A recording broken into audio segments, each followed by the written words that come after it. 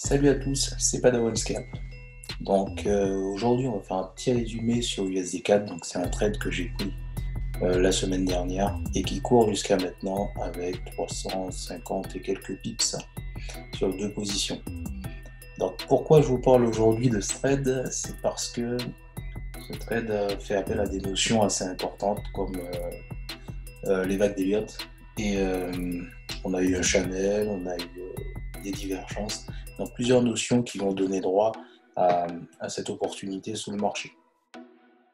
Donc avant de commencer, n'hésitez pas, surtout je vous demande de vous abonner à ma chaîne donc pour soutenir mon travail et derrière d'activer les notifications et de mettre un petit plus si cette vidéo là vous a plu.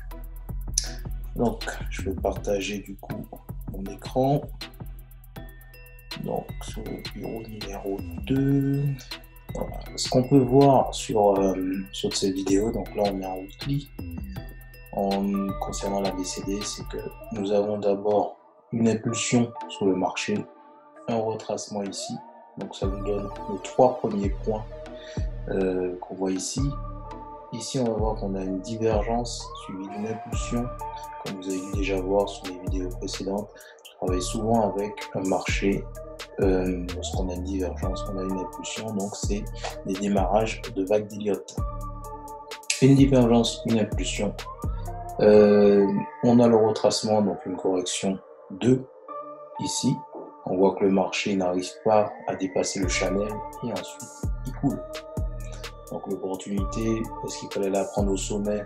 Ça reste un trade risqué puisqu'on va voir que lorsqu'on retourne en daily sur le marché, on va se retrouver avec un marché qui sort légèrement de la position, donc comme vous voyez ici. Donc là le marché sort légèrement du channel, mais on voit bien par contre qu'on a un double top, donc figure chartisme assez intéressante pour pouvoir entrer sur le marché. Le problème c'est que étant donné que le prix est sorti légèrement, on se retrouve avec une position difficile à prendre, sauf si c'est à la cassure. Ceux qui veulent se permettre de faire ça.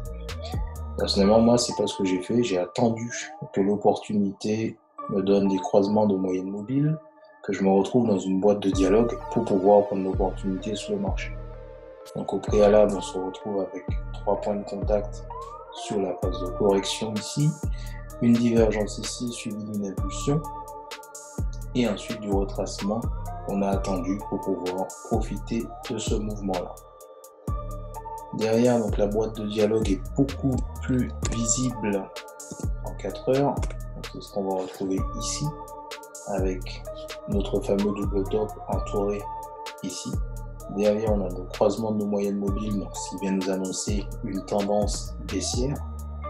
Et on a la Kinjun où le prix est passé en dessous. On a cette zone de compression, donc sous les deux points de contact ici, la divergence. On a la trendline baissière de la tendance majeure ici qu'on retrouve derrière sur la moyenne mobile 200. On a la cassure et ensuite cette fameuse boîte de dialogue qui donne droit à une opportunité assez intéressante. Pourquoi? Parce qu'on a les moyennes mobiles qui ont croisé, on a le prix qui est sous la Kinjun et les fameux niveaux institutionnels. Ce sont des niveaux de résistance et de support importants sur le marché.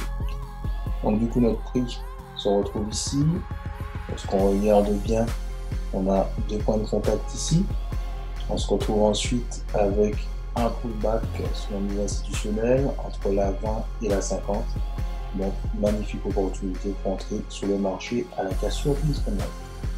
C'est ce qu'on peut voir encore si on met en position nos deux points de contact ici que je prolonge à droite comme ça. On voit bien qu'on a une cassure sur 2 points, on est dans une boîte de dialogue, donc zone de compression, derrière le marché qui revient faire un pullback ici, avant de partir à la baisse, donc opportunité sur laquelle j'ai pu profiter sur le marché.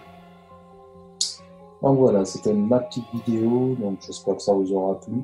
N'oubliez pas que vous pouvez vous former gratuitement au Forex via ma formation et que vous pouvez entrer en contact avec moi via la petite description qui est en dessous. Je vous dis à très bientôt. Ciao.